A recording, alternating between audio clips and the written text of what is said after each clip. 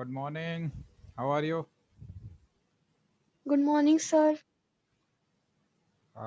अभी मैं आपको ना ज़रा सा साइट पे क्या क्या चीज़ें होती हैं एक बार हम उसको पूरा रिटर्न में हैव प्लान कर देता हूँ।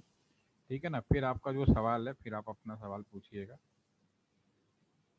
जैसा कि हम लोग काम कर रहे थे, हमारा जो काम था कि हमारा जो बीएसएनएल एम्प्लॉइज़ जो हैं उनको कैसे ट्रेनिंग दिया जाए और बीएसएनएल ने इसके लिए क्या सेटअप किया हुआ है। पहले जो बीएसएनएल का जो सेटअप था वो ऑफलाइन था और जो ट्रेनिंग का जो मैनेजमेंट था वो भी ऑफलाइन था। पहले बीएसएनएल के अंदर एम्प्लॉयज़ की संख्या भी बहुत ज़्यादा थी। अब समय के साथ एम्प्लॉयज़ की संख्या बहुत कम हो गई है।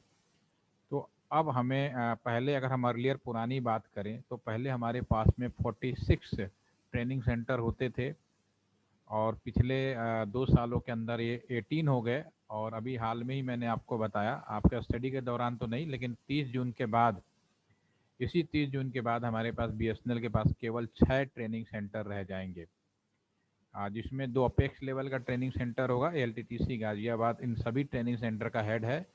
सेकंड नंबर का जो अपेक्स लेवल है जबलपुर का है। इसके अलावा और जो हमारे ट्रेनिंग सेंटर्स हैं जोनल ट्रेनिंग सेंटर कहलाएंगे।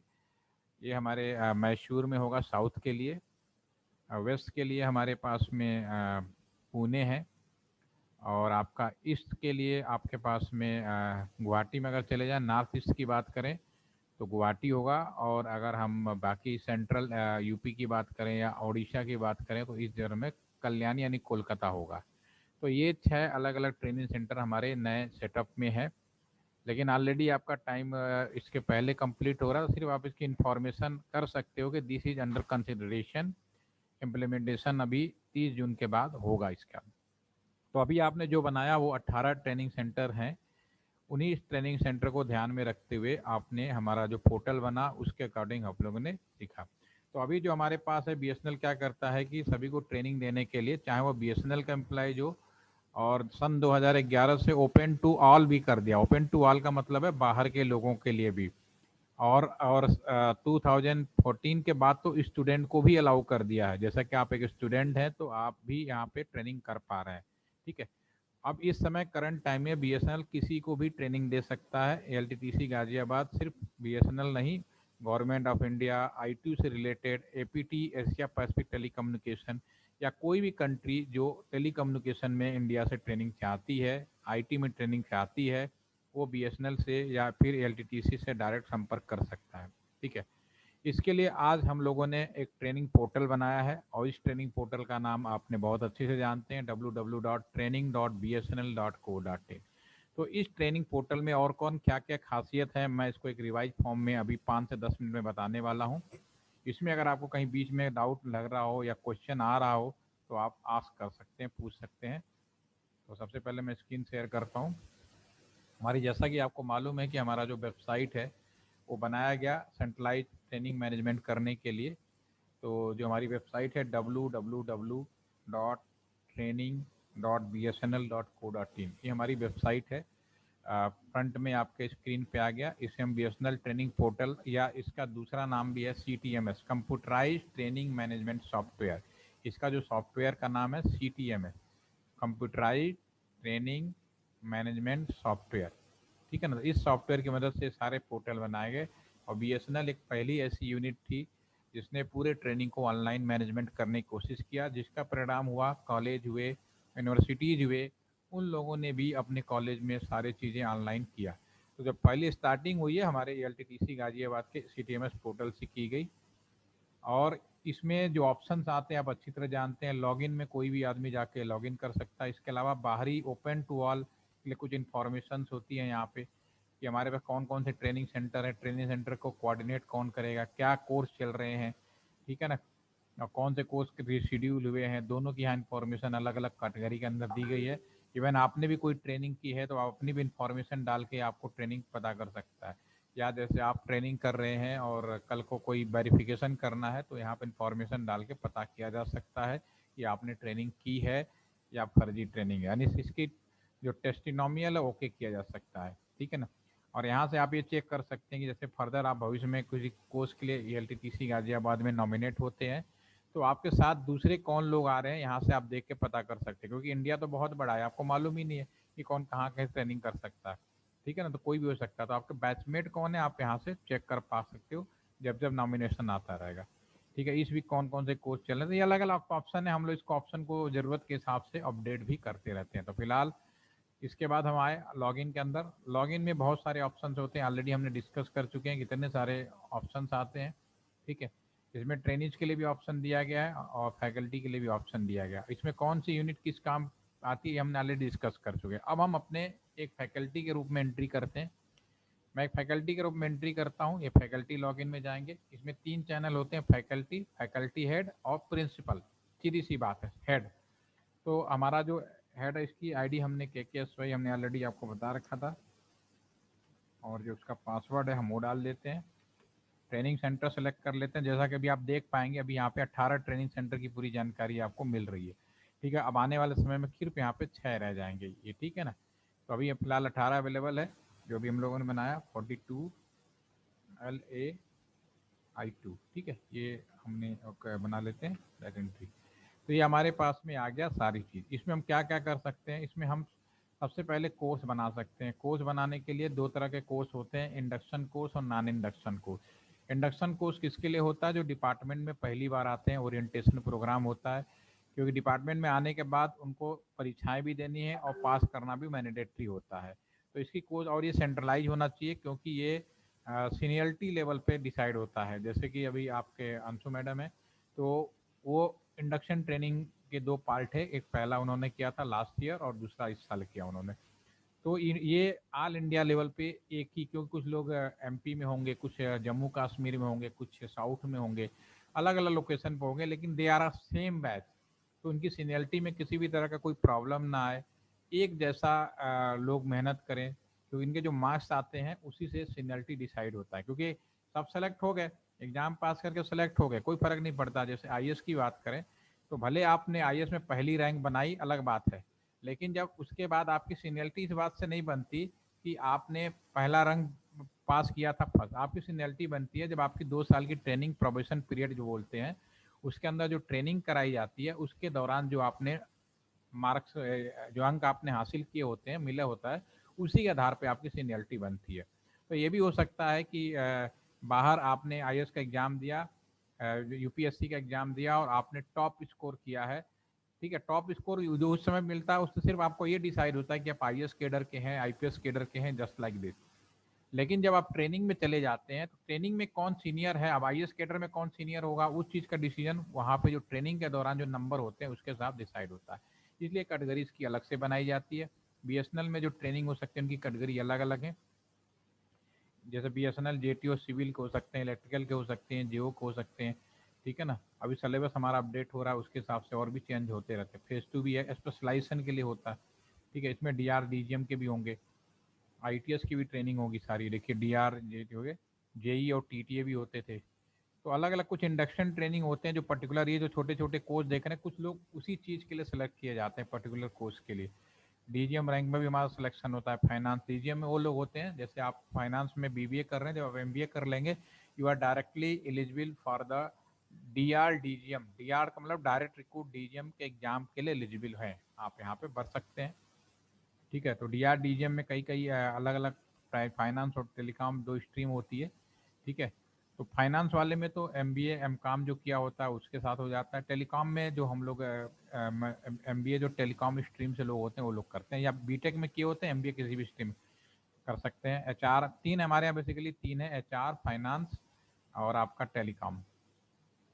ठीक है, इसी तरह से डिपार्टमेंट के अंदर जब प्रमोशन हो रहा होता है E1 से E2, क्योंकि जब सिलेक्शन होता है तो आप E1 स्केल पे होते हैं। E1 स्केल सबसे कम स्केल होता है कोई भी एग्जेक्टिव का, और E7 मैक्सिमम होता है। जो हमारे प्रधानमंत्री लोग होते हैं ये E9 E10 तक जाते हैं। तो स्केल सभी का फिक्स होता है, चाहे छोटी पोस्ट हो या बड़ी पोस्ट हो। कुछ लोग होते हैं कुछ एग्जाम डायरेक्ट पास करके सीधा E3 पे चले जाते हैं। कुछ लोग जो IAS होते हैं नॉर्मली E3 और E4 के होते हैं, JG लेवल के लोग होते हैं।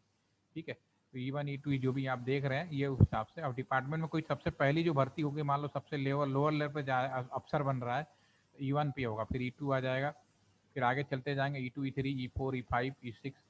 E6 तक यहाँ पे है, उसी के बाद इस तरह का आप कोई नहीं बाई डिफॉल्ट। उसके बाद मिनिस्ट्री पावर हो जाती है, जिसको चाहे सो बना सकता है। तो अलग अलग केडर में अलग अलग ये पोस्ट हैं, डेजिग्नेशन हैं, तो इंडक्शन ट्रेनिंग की होगी।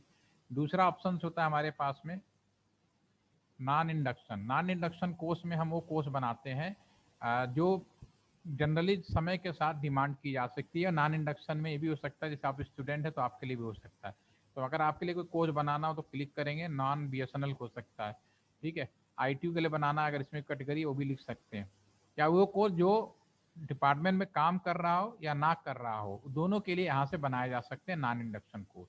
डिपार्टमेंट में जो काम कर रहा है उसको पर्टिकुलर किसी स्पेशलाइजेशन के लिए बुलाया जा सकता है, ठीक है, लेकिन उसके सीनियरिटी पे कोई फर्क नहीं पड़ने वाला, उसके कैरियर पे फर्क नहीं पड़ने वाला। जैसे कि अभी 5G आएगा तो मैं सभी को बुलाऊंगा, लेकिन ये उसके लिए नहीं कोई एग्जाम, उसको बोले बहुत कड़ा एग्जाम होगा, उसको पास करना पड़ेगा, जूनियर हो जाएगा, ऐसा कुछ नहीं होने वाला उसमें। वो सिर्फ उसके नॉलेज के लिए, जिस फील्ड में काम कर रहा है उसकी मदद के लिए की जाती है, ठीक है।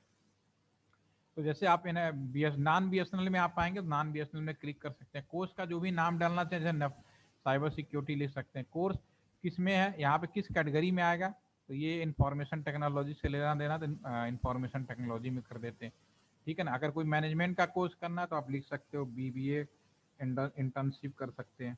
जिस नाम से आप चाहिए उसको क्रिएट कर सकते हैं, ठीक है। ये किस में आएगा, मैनेजमेंट के कैटेगरी में आएगा। इसमें देखिए मैनेजमेंट होगा, मैनेजमेंट ट्रेनिंग आ गई, मैनेजमेंट ट्रेनिंग में चलेगा। कितने वीक का करना है, कितने दिन का करना है, आप यहाँ पे लिख सकते हैं। 4 वीक का तो 4 वीक कर दीजिए, दिन लिखना चाहें तो लिख दीजिए। टेक्नोलॉजी कोर्स है, यस या नो आप बता सकते हैं, डिसीजन नो, ठीक है। लिमिटेड सीट, क्या इसमें जितने चाहे उतने लोग ज्वाइन कर सकते हैं या 10 का बैच बनाना है, ये आपके हाथ में है। आपने अगर लिमिटेड कर दोगे तो हमारे हाथ में कि हम 10 का बैच बना रहे हैं, 20 का बैच बना रहे हैं, 100 का बैच बना रहे हैं, नॉन लिमिटेड को। और इसमें कुछ कोर्स के बारे में लिखना है तो आप यहाँ पे लिख सकते हो। तो इसके एक एग्जांपल दे देता हूँ, पहले कोई ना कोई कोर्स बने होंगे। लिस्ट ऑफ व्यू एडिट, यहाँ पे देखिए कोई कोर्स बनेगा तो क्या क्या इन्फॉर्मेशन हो सकती है। जैसे एक मान लीजिए कोई भी ले लेते हैं, सपोज करो साइबर हाइजीन ले लेते हैं, सपोज करो। इसके व्यू में चेक करेंगे तो ये सारी इन्फॉर्मेशन आ जाएगी। कोर्स डिस्क्रिप्शन, कोर्स के बारे में क्या है, वो सारी चीज़ें, ठीक है ना। क्या सीखने के बाद मिलेगा और किन किन लोगों को ट्रेनिंग दिया जाना है। जैसे अब स्टूडेंट ट्रेनिंग में भी देख लेते हैं, आपको दिखा देते हैं, बनिए।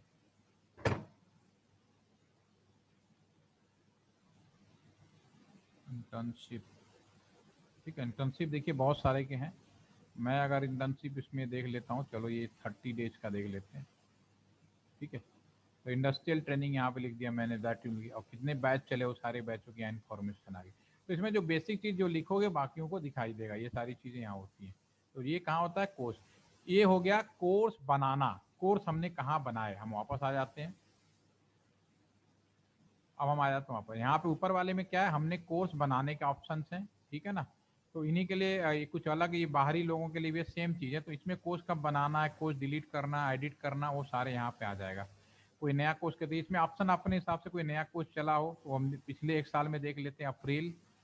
कोई अब मुझसे पूछने लगे कि ELTTC गाजियाबाद ने पिछले एक साल में नए कोर्स कौन कौन चलाए, तो वो हम यहाँ पे पता कर सकते हैं। फिर यहाँ सबमिट करेंगे तो एक साल में BSNL ने, जो ELTTC गाजियाबाद ने, करीब ये नए कोर्स हैं। और देखिए कितने साल एक साल कोर्स बनाए, 349 कोर्स इन्होंने नए साल में, एक साल में बनाए, नया कोर्स। तो हम ये सारा देख सकते हैं, जो भी पीरियड में, अगर पिछले महीने में कोई नया कोर्स है कि नहीं वो भी देख सकते हैं। अगर अप्रैल से लेके 21 कर देते हैं, अप्रैल टू मई, एक महीने में कोई नया कोर्स, तो पिछले एक महीने में 28 नए कोर्स आपके बने। इसमें जो आपका भी एक कोर्स आया है, आप क्योंकि मैनेजमेंट फैकल्टी चला रही है तो डेफिनेटली उन लोगों ने भी कोर्स चलाया होगा, तो उसके लिए भी चेक कर लेते हैं। आपने ज्वाइन कब किया, खुशी? मई में? Yes sir. आपका मई में है, मई में देख लेते हैं, मई से मई में देख लेते हैं, ठीक है। तो इसमें आपका मोबाइल फैकल्टी में देखिए, सॉरी EB फैकल्टी का कोई आया है इसमें, यस ये है, ये आपका है, ठीक है ना। ये जो कोर्स है आपका 10 मई से 23 जून तक डेट दिखा रहे हैं। ये जो कोर्स है आपका है HR पे। आपका लास्ट डेट कब रखना है उसी, 23 जून दिखा रहे हैं तो सर 10 जैसा जैसा आप कंफर्टेबल हो, जब खत्म हो जाए पूरा। नहीं, कोर्स तो खत्म ही है, खाली आपको रिपोर्ट बनानी है और वो दाना है। ठीक है, आज मैं बता रहा हूँ लास्ट में। ठीक है, इसके अलावा और कुछ आपको जो सवाल है आप पूछ सकते हो। तो जो हमारा सिस्टम जनरेटेड है उसके हिसाब से आपका ये यहाँ से यहाँ तक 23 जून तक दिखा रहा है। ठीक है, जो उन्होंने बनाया होगा। चलिए हम वापस आ जाते हैं। अब आ जाते हैं शेड्यूल मास्टर। तो कोर्स हो गया। शेड्यूल का मतलब है कब कोर्स चालू करना है, जैसे क्रिएट ए न्यू शेड्यूल।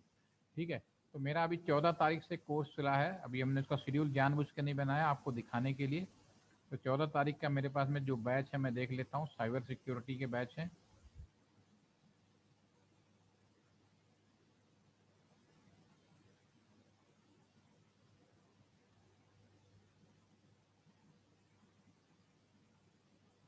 ठीक है, ये 14 तारीख का बैच है हमारे पास में। क्या कोर्स का नाम है यहाँ पे देख लेते हैं। 6 वीक का है, साइबर सिक्योरिटी एंड नेटवर्किंग। तो ऐसा करते हैं, मैं एक कोर्स बना के दिखा देता हूँ 6 वीक के लिए, cyber security and networking. Okay, तो मैं बनाऊंगा कैसे? मैं बनाऊंगा यहाँ पे। मेरे पास ऑलरेडी 6 वीक का होना चाहिए। इंटर्नशिप के नाम से होगा। बस 1 मिनट।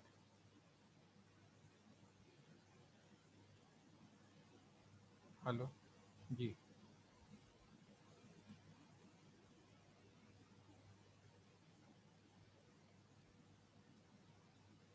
जी बोल रहा हूँ।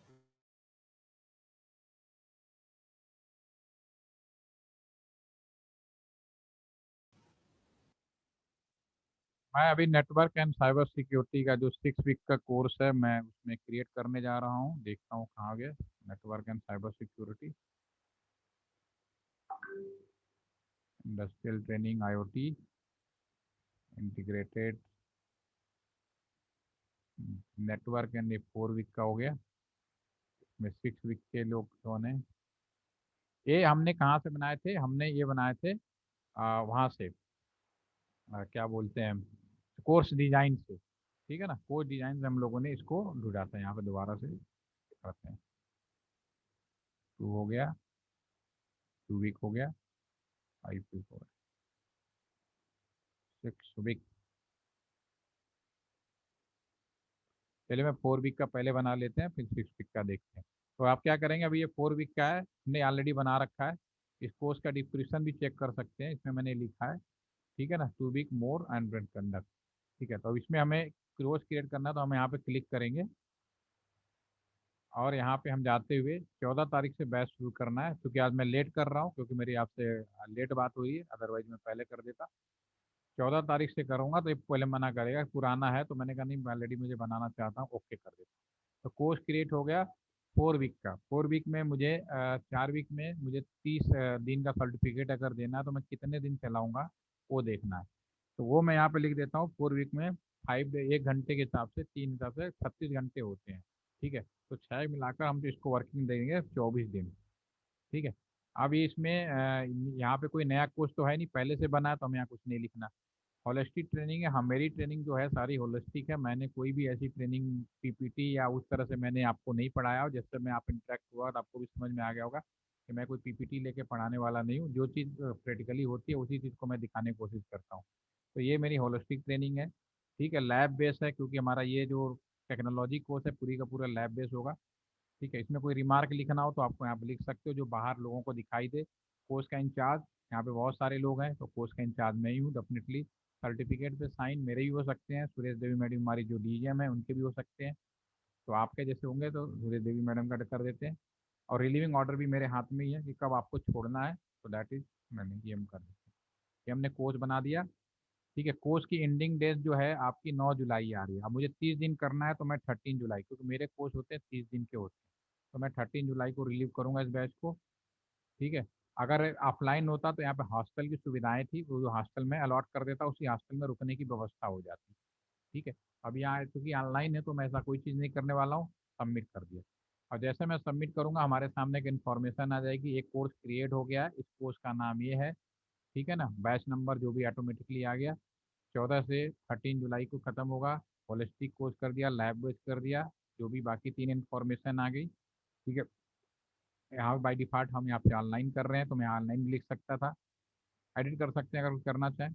और ये बाकी सारी डिटेल्स हमारी यहाँ पे आ गई। कोर्स की आईडी हमारी यहाँ पे क्रिएट हो गई। ठीक है, अभी ये जो कोर्स आया यहाँ पे फैकल्टी ने बनाया कि एक तरह का मेरे पास बैच आया है, और अब इसके बाद ये सेकंड नंबर पे जाएगा, ये जाएगा हमारे फैकल्टी हेड के पास में कि यार इस कोर्स को चलाना है या नहीं चलाना है। ठीक है, तो फैकल्टी हेड के पास में जाने के लिए फिर हम यहाँ पे लॉग इन करेंगे। फैकल्टी हेड हमारे जो आईटी डिपार्टमेंट की है वो सुरेश देवी मैडम है, तो मैं उनके अकाउंट से जाऊँगा, और ये हमारा जो है 9Q5, क्योंकि हमारे यहाँ से वो दिखाई नहीं देता, इसके बाद 5। ठीक है, तो उनके यहाँ पे वही ये अलग अलग डिपार्टमेंट की फैकल्टी है, इसलिए सारे ग्रीन आ रहा। मैं एक ही डिपार्टमेंट में था तो मेरा एक ही आया। ठीक है, तो ये अप्रूव के लिए अब जो है ना जो कोर्स बनाया है यहाँ पे आ गया। ठीक है ना, अप्रूव करना है या नहीं करना है, अप्रूवल चेक करके यहाँ पे अप्रूव कर देंगे। अब यहाँ से ये कोर्स तैयार हो गया कि आईटी डिपार्टमेंट इस कोर्स को चलाना चाहता। अब ये चला जाएगा प्रिंसिपल के पास में। ठीक है, तो फिर प्रिंसिपल लॉग इन करेगा यहाँ पे एडमिटेशन के अंदर जाके।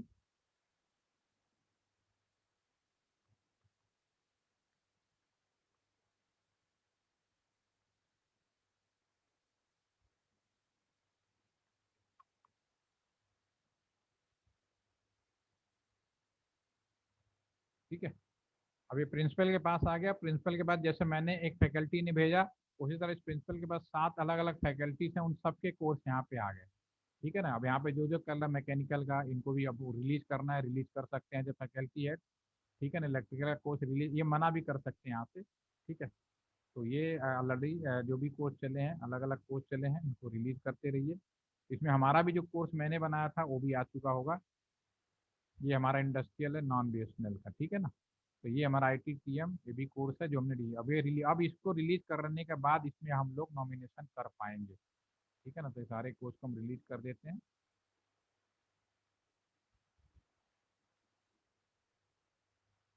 अलग अलग, क्योंकि मैंने ओपन कर लिया तो मुझे सारे रिलीज करना है, तो मैं सारे रिलीज कर दिया। एज ए प्रिंसिपल मैंने सारे कोर्स को रिलीज कर दिया, 7 कोर्स थे तो मैंने रिलीज कर दिया।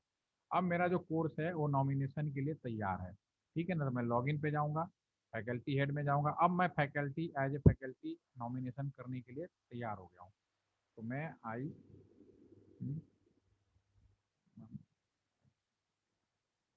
ओके, अभी हमारे नॉमिनेशन के लिए तैयार है।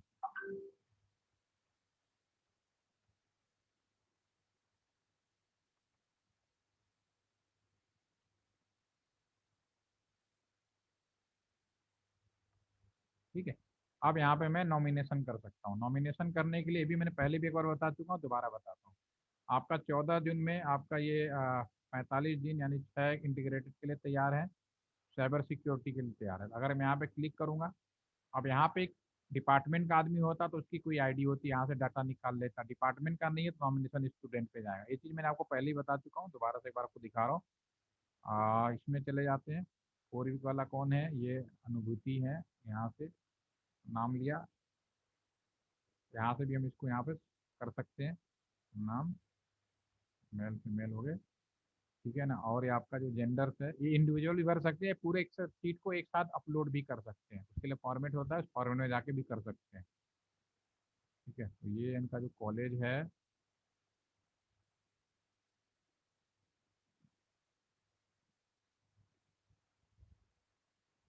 बरेली। ठीक है ना, कॉलेज बरेली हो गए, और डेट ऑफ बर्थ है 22 जुलाई 2000। यहाँ कॉलेज जो भी यहाँ पे लिखा है हमें पेस्ट कर देते हैं, किसी के नाम में कोई गड़बड़ी होती बाकी डिटेल भी भर सकते हैं। ठीक है, आधार नंबर भरना, क्योंकि मैं भर रहा हूँ तो मैं इसको एडिट भी कर सकता हूँ, तो अभी मैं इसे सादा वो कर दूंगा। 22 जुलाई 2000 डेट ऑफ बर्थ हो गया। आधार नंबर जो भी है कैटेगरी सब मैं बाद में अपडेट कर दूंगा, अभी मैं आप सबमिट कर देता हूँ। तो यहाँ ये नॉमिनेशन आ गया। ठीक है, अब इसको जब ये कोर्स ज्वाइन कर लेंगे तब मैं इसे रजिस्टर्ड करूंगा। तो रजिस्ट्रेशन के लिए अलग होगा, नॉमिनेशन अलग है। नॉमिनेशन बहुत सारे लोग हो सकते हैं। अब मुझे इसको रजिस्ट्रेशन करना है तो नीचे वाले कॉलम में जाएंगे, रजिस्ट्रेशन कर सकते हैं, रजिस्ट्रेशन। और ये हमारा जो कोर्स है 14 जून से चलना शुरू हुआ।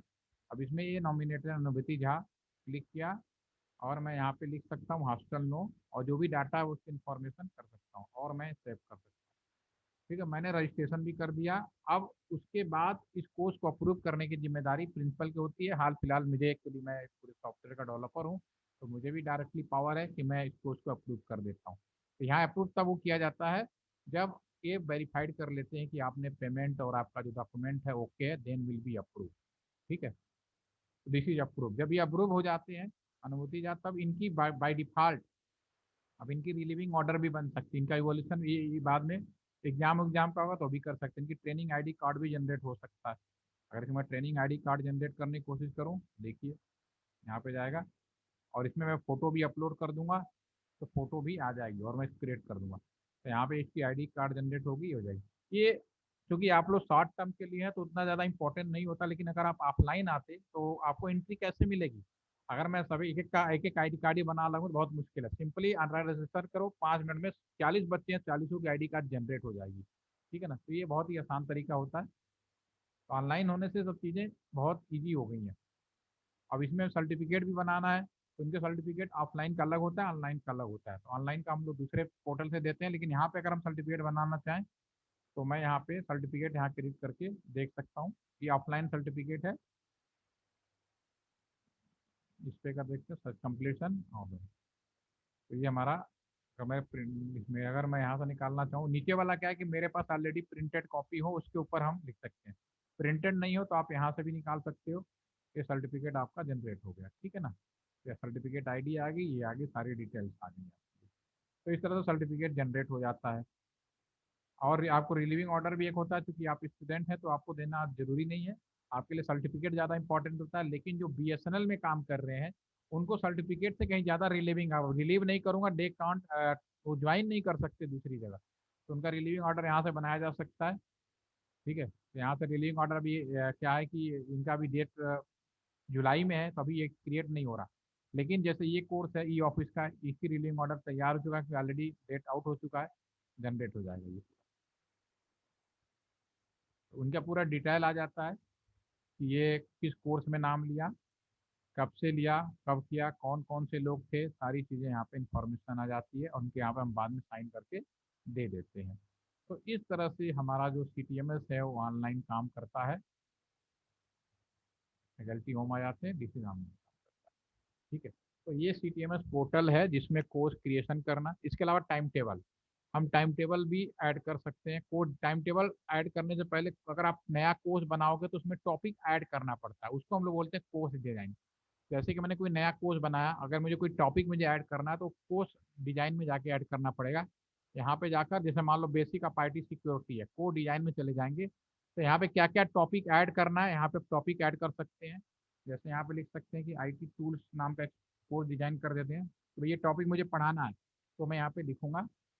ठीक है, क्या होना चाहिए, थ्योरी कम प्रैक्टिकल कर देते हैं, कितने देर का होना चाहिए, पहले तो एक कोडिंग भी लिखनी पड़ेगी, थ्योरी P, और कितने देर का होना चाहिए, तो मैं मान लेता हूँ कि 90 मिनट काम ही काफ़ी है और सेव कर देता हूँ। तो अभी यहाँ पे दो, पहले तो कोई एक ही था, अब यहाँ पे दो आ गए। 90 मिनट का, ये बेसिकली टेस्टिंग के लिए बनाया था मैंने। लेकिन जब मैं टाइम टेबल बनाऊंगा तो उसी के नीचे टाइम टेबल भी आएगा, अपडेट टाइम टेबल, क्लिक करेंगे। और जैसे ये आपका कोई भी कोर्स है, पीछे मान लीजिए कोई पुराना मई में देख लेते हैं, लो अप्रैल में आया तो अप्रैल में देख लेते हैं, या आप मई में हो मई में देख लेते हैं। ठीक है, तो मई में मेरे पास आपके साथ है 10 मई वाले जो हैं, 3 महीने का 7 जून को है, ये जून में आ गया, मई में कहा गया, मई मई मई मई मई। ठीक है, जो मई में है 10 जून के साथ आपके साथ ये दो लोग आए थे, तो इनका अगर टाइम टेबल अपडेट करना है तो यहाँ क्लिक करेंगे। अभी व्यू टाइम टेबल में देखते हैं कितनी एंट्री हुई है। तो व्यू टाइम टेबल में भी एंट्री हो चुकी है, 10 से 12 क्लास चली, 10 से 12 क्लास चली, पहले दिन 2 चले। ठीक है ना, तो यहाँ पे इस तरह की एंट्री, जो भी आप एंट्री करोगे यहाँ पे आ जाएगा। एंट्री कहाँ से होगी, इसको नेक्स्ट बटन दबाइए, और जिस दिन जो क्लास लेना है, जैसे कि 24 है, 22 है, मान लो 24 को, मैंने संडे को भी लिया, फिलहाल ऐड नहीं किया। तो अगर मैं 24 को जाऊँ तो यहाँ पे हम टॉपिक ऐड कर सकते हैं क्लिक करते हुए। और यहाँ पे जो भी है फैकल्टी, जिस फैकल्टी ने पढ़ाया उसके नाम, जिस मैंने, अगर मैं खाली होऊंगा तो मेरा डिटेल आएगा, अगर मैंने ऑलरेडी इस दिन काफ़ी बिजी हूँ तो मेरा ऑलरेडी भरा पड़ा है। तो मैं यहाँ जो भी टाइम डाल के डाल देता हूँ, मान लो 9:30 से 10 बजे खाली कर लेते हैं, एक रजिस्ट्रेशन कर देते हैं और मैं यहाँ सबमिट कर देता हूँ। ठीक है ना, तो इसको मैं सही कर देता हूँ। 12 बजे से, 12 बजे खाली हूँ ना मैंने, 10, साढ़े 10, 15 बजे से 15 बजे से, एक 15 बजे से 15:30, आधे घंटे का मैं इसमें टाइम टेबल अपडेट कर देता हूँ और एक डिस्कशन ही डाल देता हूँ मेरी तरफ से भी। ठीक है, तो अब मेरा ये टाइम टेबल है, इसमें आपका ये मेरा भी नाम ऐड हो गया। मेरे साथ कई और लोग थे तो उनको भी नाम हम यहाँ पे ऐड कर सकते हैं।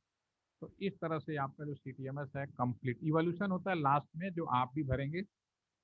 इसमें इवोल्यूशन हम आपको ट्रेनिज को एक पासवर्ड दे देते हैं, ट्रेनिज को पासवर्ड दे देते हैं। ट्रेनिज अपने पासवर्ड से ऑनलाइन जाकर कोर्स के बारे में रेटिंग कर सकता है, कोर्स अच्छा है या खराब है, क्या है, वो सारी चीज़ें कर सकता है। तो जब भी वो ऑनलाइन एंट्री करेगा वो, तो वो इवोल्यूशन में यहाँ तक,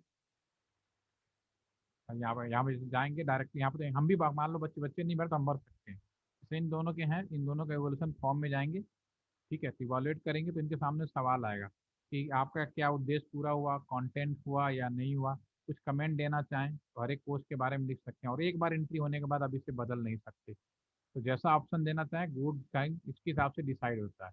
क्योंकि ISO है, तो हमारा ISO में कोई भी कोर्स होता है तो नीचे आपने यहाँ पे एक लाइन और लिखी होगी, आप देखना कि अगर आपने नंबर 8 इसमें नहीं लिखा, जो आपका जो स्टूडेंट जब आप करोगे ना तो आपने दिखाई देगा।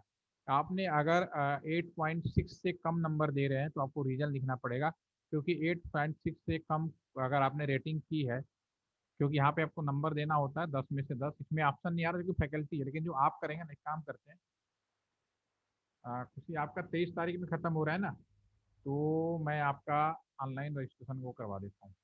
इवोल्यूशन फॉर्म आप भर सकते हो, आपको पासवर्ड देने के लिए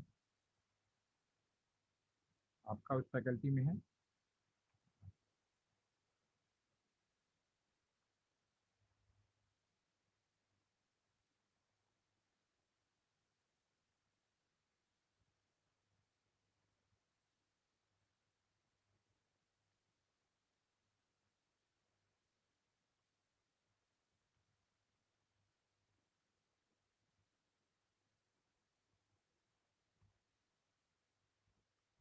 ठीक है,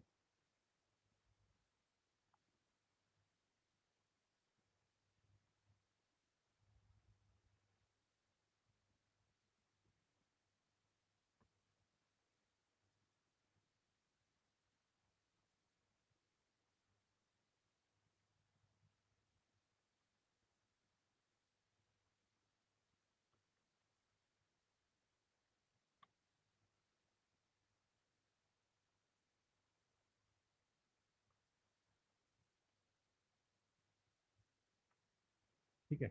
अब इसमें आपका मैं पासवर्ड बता रहा हूँ। आपका पासवर्ड होगा, कोर्स जो है आपका शुरू हुआ था मई में, 10 मई को शुरू हुआ था ना आपका वोकेशनल ट्रेनिंग।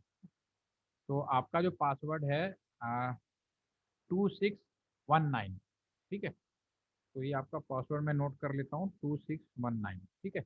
अब मैं बाहर आ जाता हूँ, बाहर आ जाता हूँ। अब मैं यहाँ पे लॉग आउट हो जाता हूँ। आपको लॉगिन में जाना है, इवोल्यूशन बाय ट्रेनिंग आपको नंबर देने हैं। यहाँ पे जो डाटा डालेंगे आप मेरा भर दीजिएगा, 2003 04172 मेरा डेटा है, मैं व्हाट्सअप भी कर दूंगा। 3 जुलाई 79 मेरा डेट ऑफ बर्थ डाल दीजिएगा, ठीक है। 53M 53 ठीक। अब यहाँ पे कौन से ट्रेनिंग सेंटर में आप जुड़े हैं इसमें चले जाइए, और आपका जो इवोल्यूशन है ये इंडस्ट्रियल ट्रेनिंग कौन सा है, 24 वीक ये है, 4/1 से 18। अभी अभी आपका आया नहीं है इसमें, इंडस्ट्रियल ट्रेनिंग मैकेनिकल ट्रेनिंग। तो जैसे आप जाओगे ना, आपका 23 लास्ट दिखा रहा है ना, तो आपके पास में 19 2 दिन 3 दिन पहले आता है, तो आपका आ जाएगा। जैसे ही कोई बच्चे का आ गया इंडस्ट्रियल इंटर्नशिप, तो जो जिस कोर्स में जाना है, तो अगर यहाँ पे क्रिएट करेगा, तो यहाँ पे जो भी इस बच्चे को पासवर्ड मिला होगा, वो जैसे बच्चे यहाँ पे जैसे जाओगे, आपका यहाँ पे नाम आ जाएगा और अपना पासवर्ड आप डालेंगे, तो फिर आप आगे बढ़ सकते हैं, ठीक है। तो आपका अभी चूंकि 23 इज द लास्ट डेट, तो अभी 5 दिन रह रहे हैं, तो आपको संडे को या मंडे को आपके स्क्रीन पे आ जाएगा, तो आपको यहाँ से डाल के वो सारा जो फॉर्म आ रहा था वहाँ पे आप भर सकते हैं। तो दिव्यम कांडा मेरे ही उसका है, तो ठीक है, मैं अपने वाले में आपको खोल के भरवा के दिखा देता हूँ।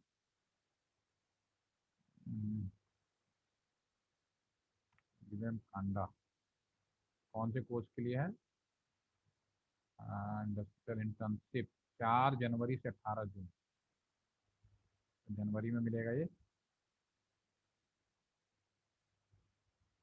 हम्म,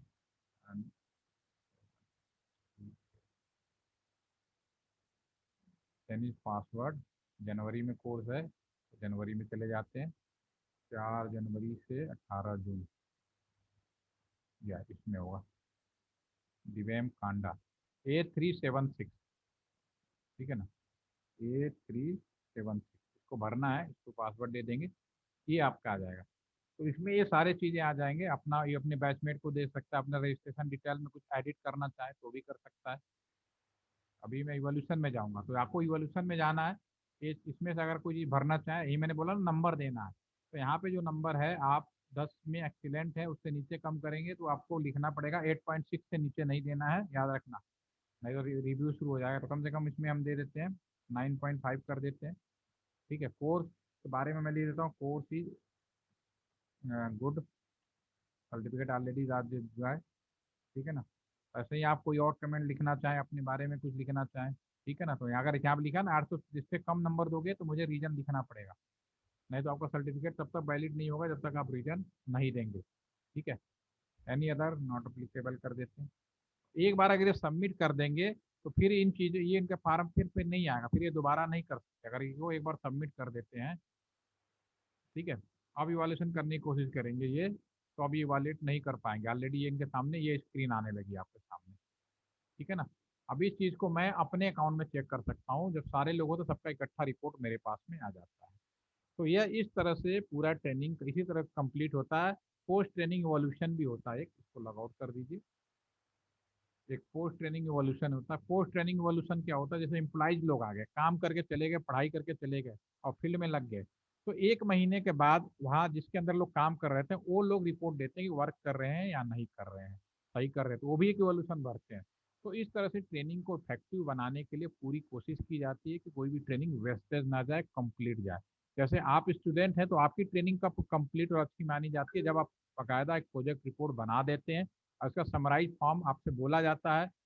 हर कॉलेज का अपना फॉर्मेट है, लेकिन जनरली यही रूल होता है कि बच्चे रिपोर्ट बनाएंगे और इसको पीपीटी के फॉर्म में सारे चीजें। तो नाउ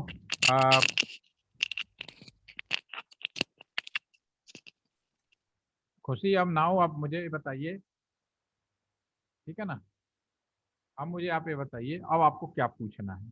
ये तो रहा आपका पूरा ट्रेनिंग का एक समराइज फॉर्म जो मैंने बताया कि how to training management in the current scenario in any organization, you are go for the case study of the BSNL। आपने केस स्टडी BSNL का किया, ट्रेनिंग मैनेजमेंट कैसे किया जाता है एक्सटर्नल और इंटरनल, ठीक है।